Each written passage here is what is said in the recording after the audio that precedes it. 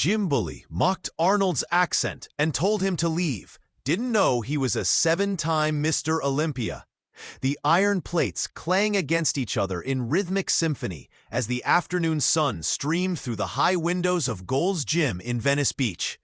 The air hung thick with the scent of sweat, chalk dust, and determination that seemed to seep from the very walls of this legendary temple of iron.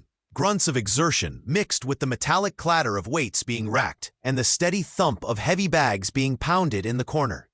This was hallowed ground for anyone serious about building their body, a place where legends were born and egos were either forged or shattered.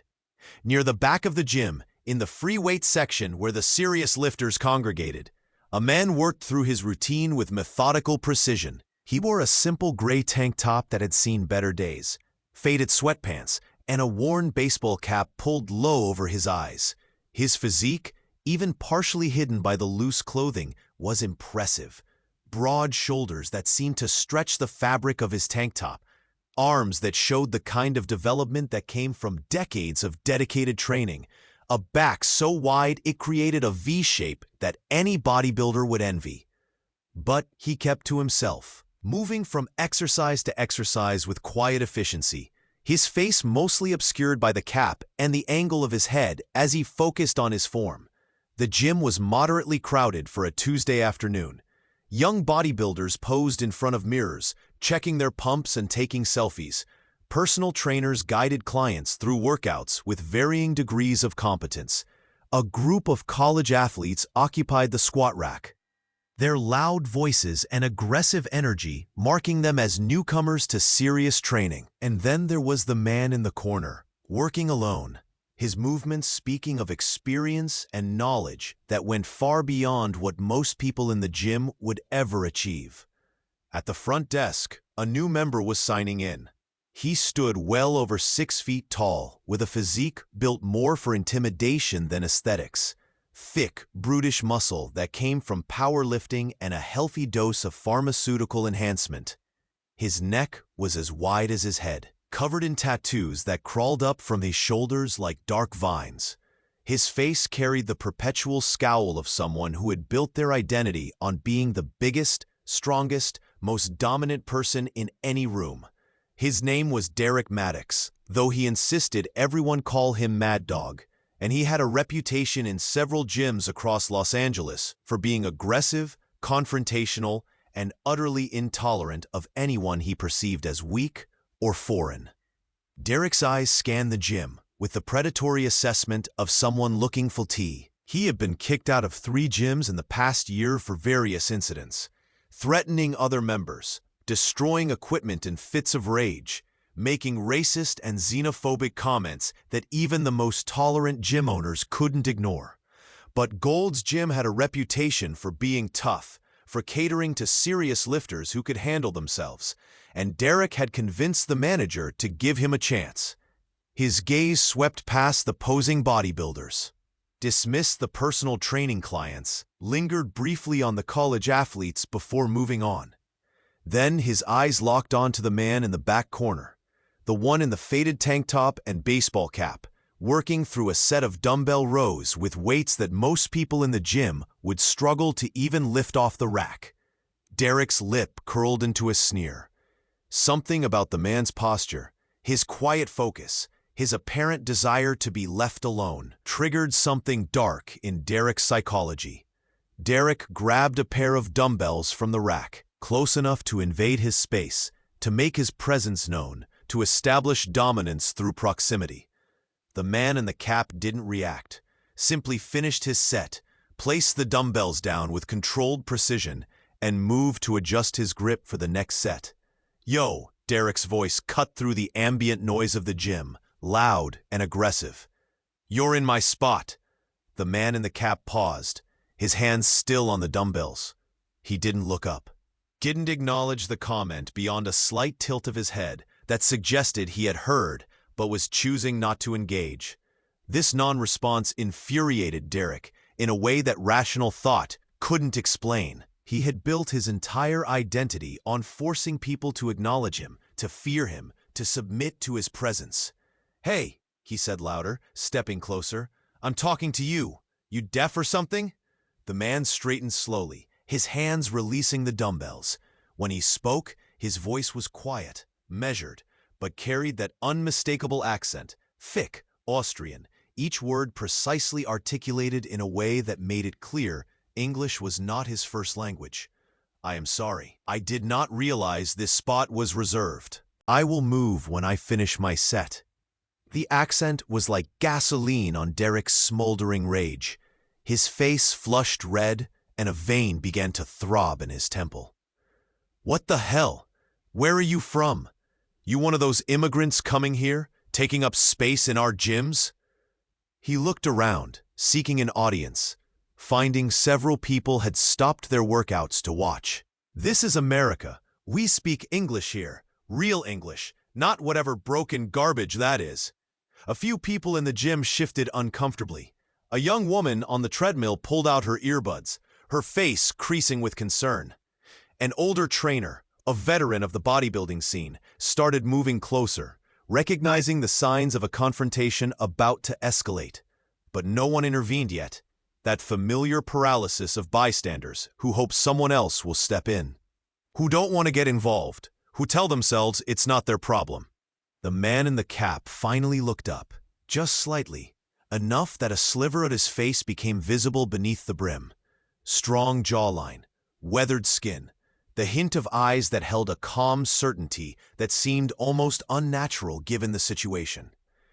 I have been speaking English for many years, he said quietly. My accent is part of who I am. I am not ashamed of it. Derek laughed, a harsh, barking sound that echoed off the gym's walls. Not ashamed? You should be.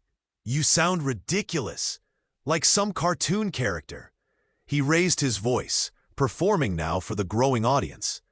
Hey everyone, check out Arnold Schwarzenegger over here.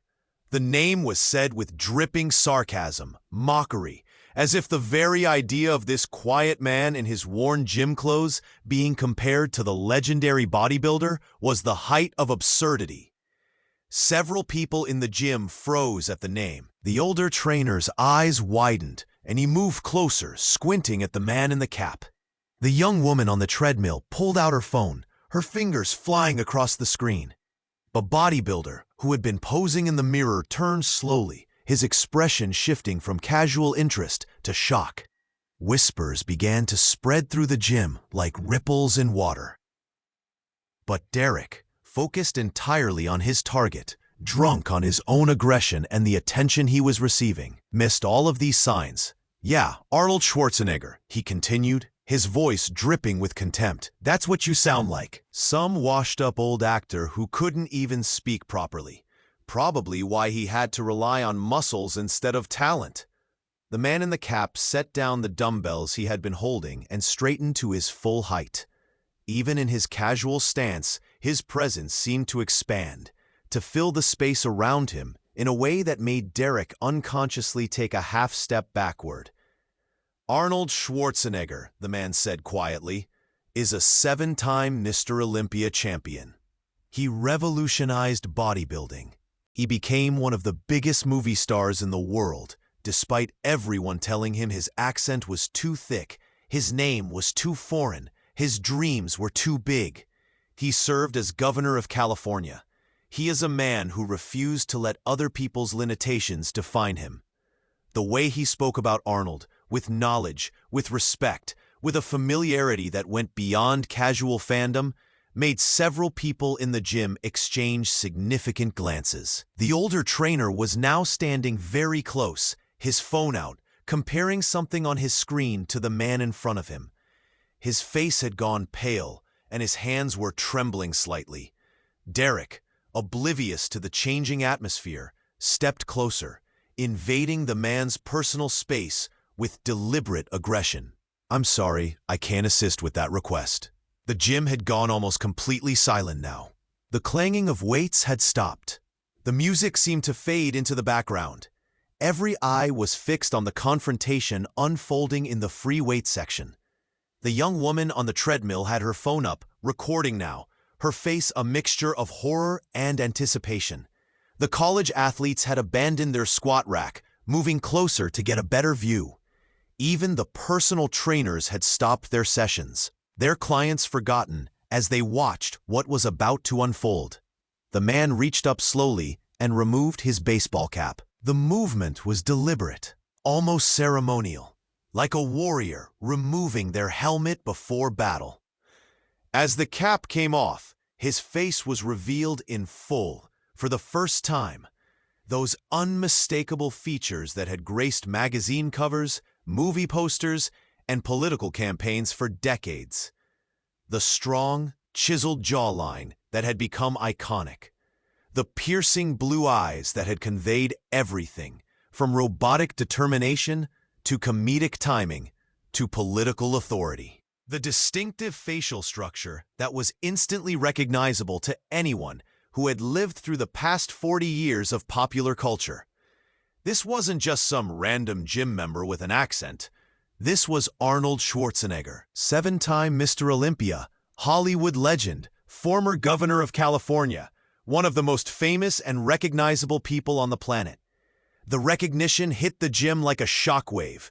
Someone dropped a dumbbell, the crash echoing through the sudden silence.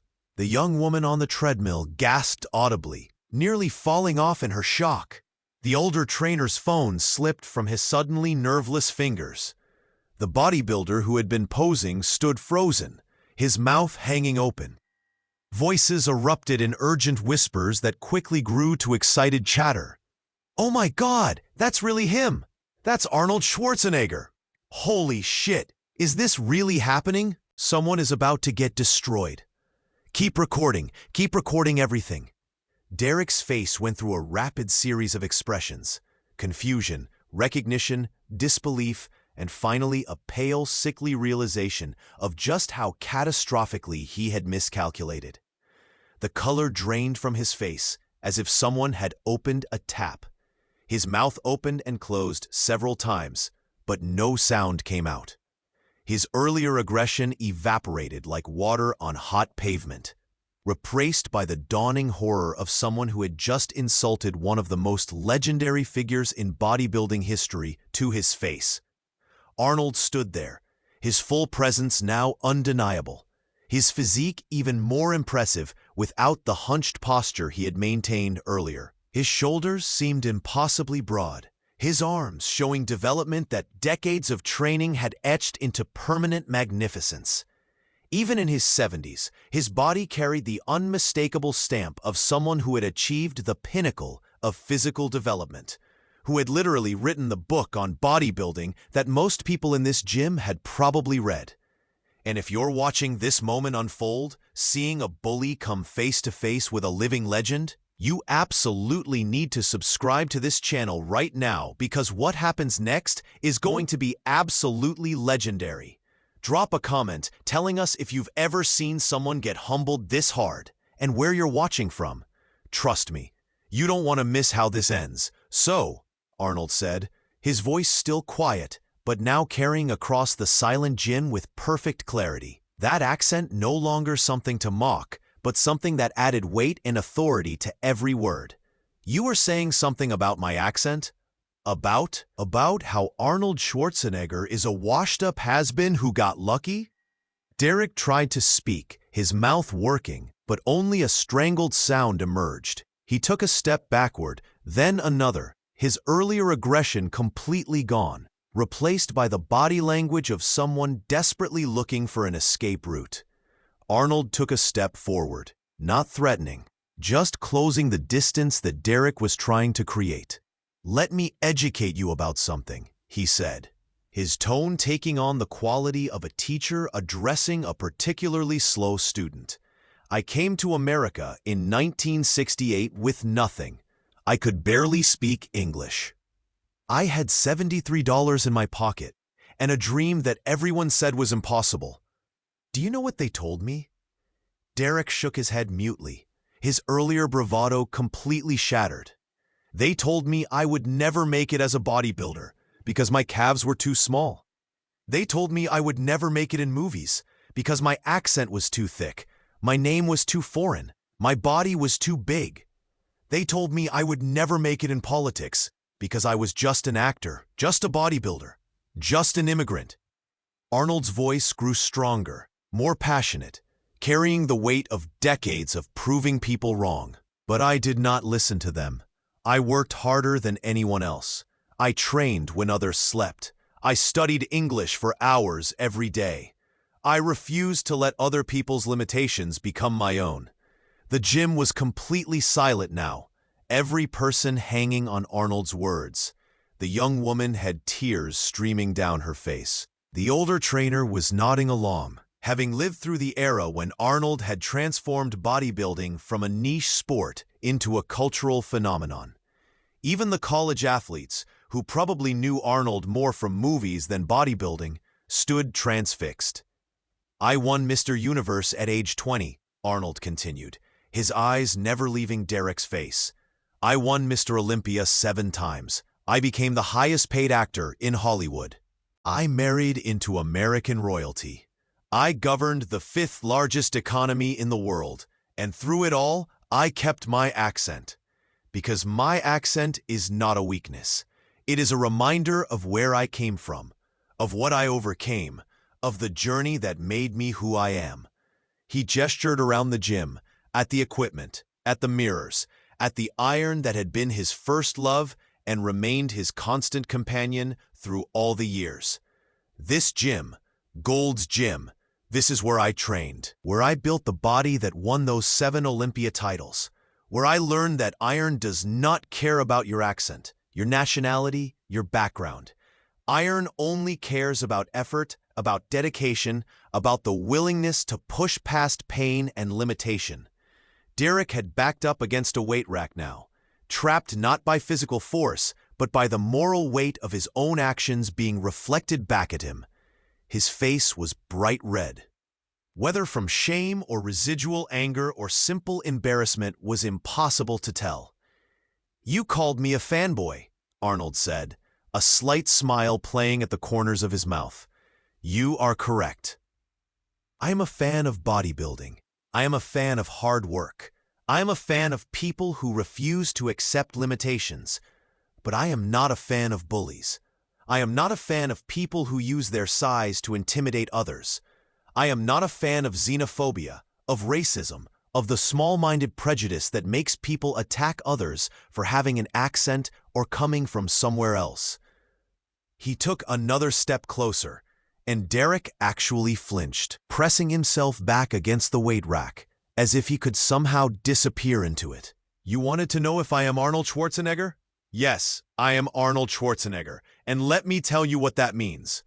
Arnold reached over to the dumbbell rack and picked up the weights he had been using, 120-pound dumbbells that Derek had dismissed earlier. He held them at his sides as easily as if they were made of foam, his grip relaxed, his breathing steady. "It means I have forgotten more about training than you will ever know. It means I have achieved things in bodybuilding that you cannot even comprehend. It means that when you mock my accent, you are mocking the voice that inspired millions of people around the world to pursue their dreams despite obstacles." He set the dumbbells down with perfect control, not dropping them, not slamming them, just placing them precisely where they belonged. "But more importantly, it means I have learned something that you clearly have not. Real strength is not about intimidating people weaker than you. Real strength is about lifting others up, about inspiring them, about showing them what is possible when you refuse to quit." The older trainer finally found his voice, stepping forward with his phone still in his hand. "Mr. Schwarzenegger," he said, his voice thick with emotion, "I trained here in the 70s. I watched you work out. You inspired me to become a trainer, to dedicate my life to helping others achieve their fitness goals. It is an honor to see you here again." Arnold's stern expression softened as he turned to the trainer. "Thank you, my friend. That is what this is all about. Not about ego. Not about dominance. About inspiration. About community. About helping each other become better." He turned back to Derek, who looked like he wanted the floor to open up and swallow him whole.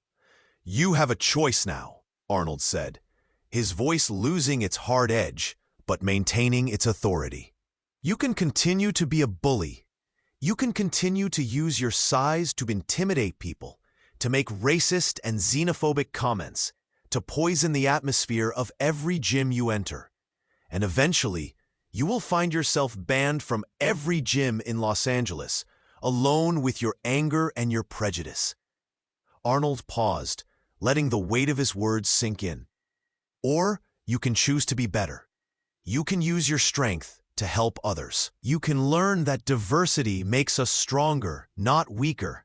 You can understand that someone's accent or background has nothing to do with their worth as a human being or their dedication to training.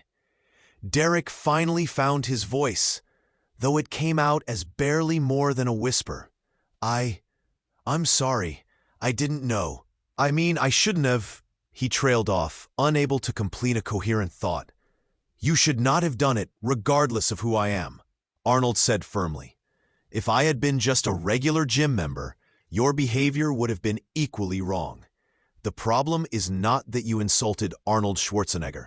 The problem is that you insulted another human being for having an accent, for being different from you. That is what you need to understand. The gym manager, who had been watching from his office, finally emerged, his face a mixture of anger and mortification.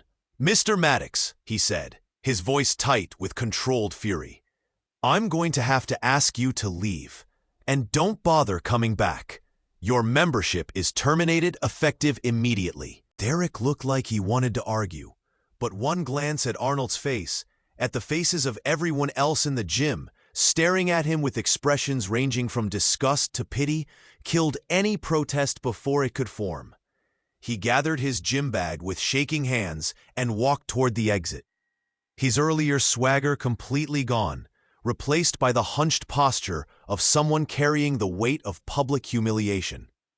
As Derek reached the door, Arnold called out one more time. Mr. Maddox. Derek turned, his face a mask of misery. I meant what I said. You have a choice. You can learn from this, or you can let it make you more bitter. I hope you choose wisely. Derek nodded once, unable to meet Arnold's eyes, and pushed through the door into the bright California sunshine, leaving behind a gym that would be talking about this encounter for years to come. The moment the door closed behind him, the gym erupted. People rushed forward, wanting to speak to Arnold, to shake his hand, to simply be near someone who had just delivered a masterclass in how to handle a bully with dignity and strength. The young woman from the treadmill approached, with tears still streaming down her face. Mr. Schwarzenegger, she said, her voice breaking with emotion. Thank you. I'm an immigrant too. From Colombia. I've dealt with people like him my whole life. People who make me feel like I don't belong, like my accent makes me less than. Watching you stand up to him, hearing you talk about your journey, it means everything. Arnold's expression softened completely, and he placed a gentle hand on her shoulder. What is your name? Maria, she said, wiping at her tears. Maria, listen to me carefully. Your accent is not a weakness. It is proof that you are brave enough to live in a language that is not your native tongue. It is evidence of your courage, your adaptability, your strength. Do not ever let anyone make you feel ashamed of where you come from or how you sound. Maria nodded, unable to speak, and Arnold pulled her into a brief, fatherly hug. The gesture, captured on multiple phones, would become one of the most shared moments from the entire encounter. The older trainer approached next, his weathered face creased with emotion. Arnold, I don't know if you remember me. I trained here in 74, 75. I was just a kid, but I watched you work out. You gave me advice on my form once, changed my whole approach to training. Arnold studied the man's face, and something flickered in his eyes. Recognition, perhaps, or maybe just the acknowledgement of a shared history. I remember many young bodybuilders from those days. We were all chasing the same dream, pushing each other to be better. That is what this place was about. That is what it should still be about. The gym manager approached apologetically. Mr. Schwarzenegger, I am so sorry about what happened. I should have intervened sooner. I should have. Arnold raised a hand, cutting him off. You run a good gym. One bad member does not change that. But perhaps this is a reminder to be more careful about who you allow to train here. A gym is a community. It should be a place where everyone feels welcome, where the only thing that matters is your dedication to improving yourself. The manager nodded vigorously. Absolutely. And sir, your membership here is complimentary for life. It's the least we can do. Arnold smiled. That is not necessary, but thank you. I will continue to train here when I am in the area. This place has history for me. Good history. As the crowd began to disperse, returning to their workouts with a new energy and purpose, Arnold retrieved his baseball cap and prepared to resume his training. But before he could, a young bodybuilder, maybe 25 years old, approached nervously. Mr. Schwarzenegger, the young man said, his voice trembling slightly. Can I ask you something? About training, I mean? I've been trying to build my arms, but I feel like I've hit a plateau. Do you have any advice? Arnold's face lit up with genuine enthusiasm. This was his element, talking about training, about the iron game that had been his first love and remained his passion. Of course, show me your form on curls. For the next 20 minutes, Arnold worked with the young bodybuilder, correcting his form, explaining the principles of muscle confusion and progressive overload, sharing insights that came from decades of experience at the highest levels of the sport. A crowd gathered to watch and listen, and Arnold didn't mind. This was what he loved, passing on knowledge, inspiring the next generation, keeping the culture of bodybuilding alive and vibrant. As he demonstrated proper form, his body moving with the practiced efficiency of someone who had performed these movements tens of thousands of times, it was impossible not to be impressed. Even in his 70s, his muscle control was extraordinary, his understanding of biomechanics evident in every movement. This wasn't just some celebrity who had gotten lucky with genetics and steroids, as Derek had claimed.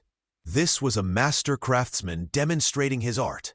When the impromptu training session finally ended, Arnold checked his watch and realized he had been at the gym for over 3 hours.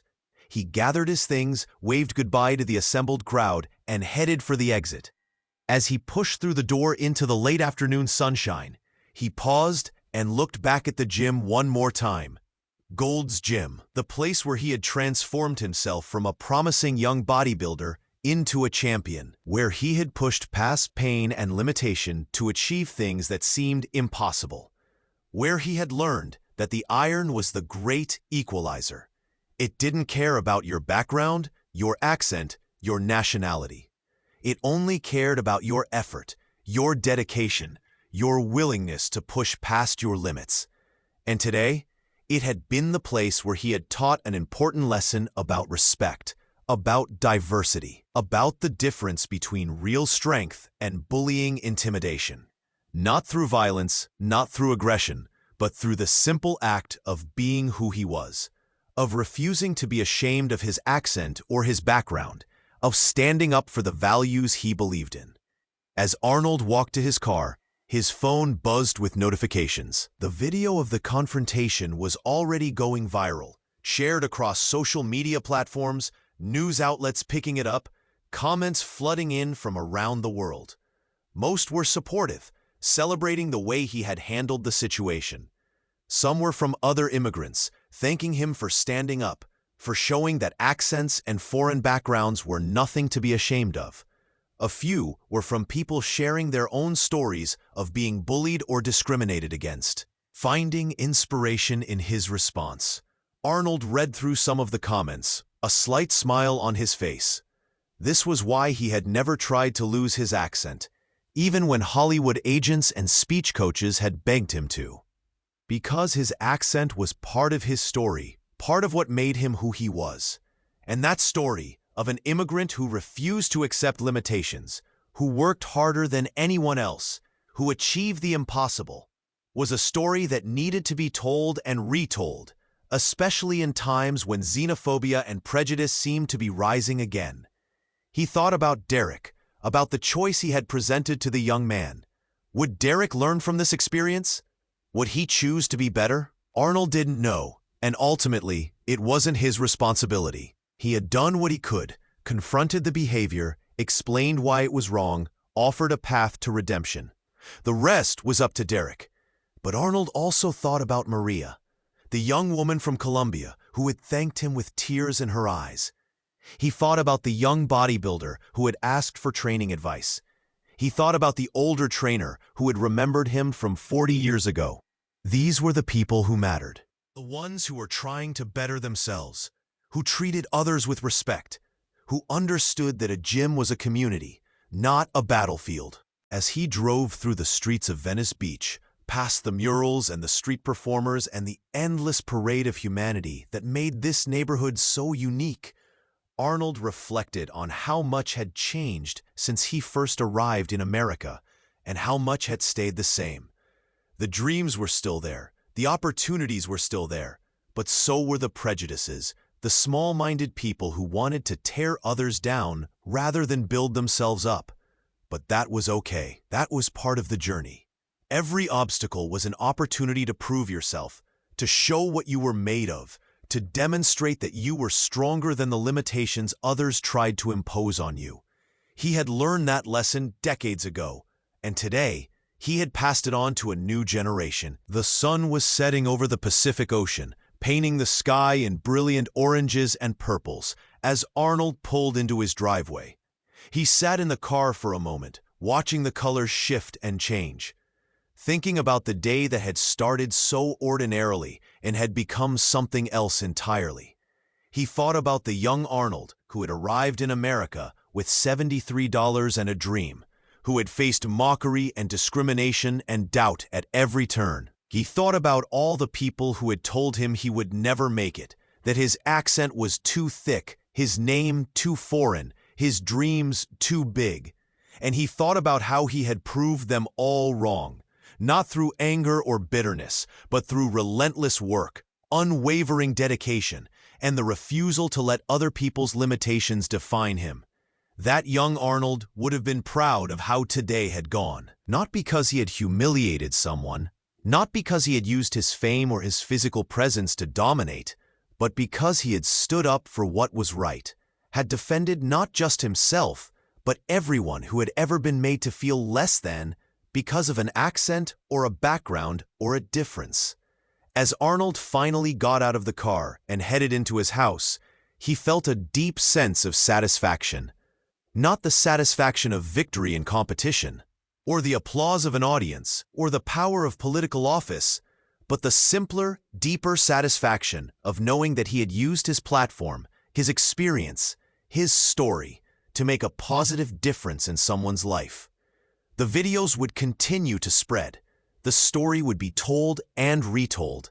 And somewhere out there, other immigrants, other people with accents, other individuals who had been made to feel like they didn't belong, would see it and find strength. They would remember that Arnold Schwarzenegger, one of the most successful people, and maybe, just maybe, they would find the courage to do the same, to stand tall, to speak with confidence, to pursue their dreams regardless of what others said, because that was the real lesson of the day, the message that transcended the specific confrontation in the gym. Your accent is not a weakness, it's proof of your courage. Your background is not a limitation, it's the foundation of your strength. Your differences are not flaws, they're what make you unique, valuable, irreplaceable. And anyone who tries to make you feel otherwise is revealing their own weakness, their own fear, their own small-minded prejudice. Real strength, Arnold had learned long ago, wasn't about how much weight you could lift or how intimidating you could be. Real strength was about character, about standing up for what was right, about lifting others up instead of tearing them down. It was about being secure enough in yourself that you didn't need to diminish others to feel powerful. As the California night settled over Venice Beach, the lights of the city twinkling like stars, Arnold Schwarzenegger sat in his home, surrounded by the trophies and memories of an extraordinary life, and smiled. because today, in a gym that had been so important to his journey, he had reminded people of what really mattered. Not fame, not fortune, not physical dominance, but the simple act of treating others with respect and refusing to let prejudice go unchallenged. And that, more than any Mr. Olympia title, more than any movie role, more than any political office, was a legacy worth building. A reminder that sometimes the most important battles aren't fought on stages or in movie scenes or in political chambers, but in everyday moments, in ordinary places. When ordinary people choose to stand up for what's right. The Iron had taught him that lesson decades ago, and today he had passed it on to a new generation, ensuring that the values that had built bodybuilding's golden age, respect, dedication, community, the celebration of hard work regardless of where you came from, would continue to inspire long after he was gone.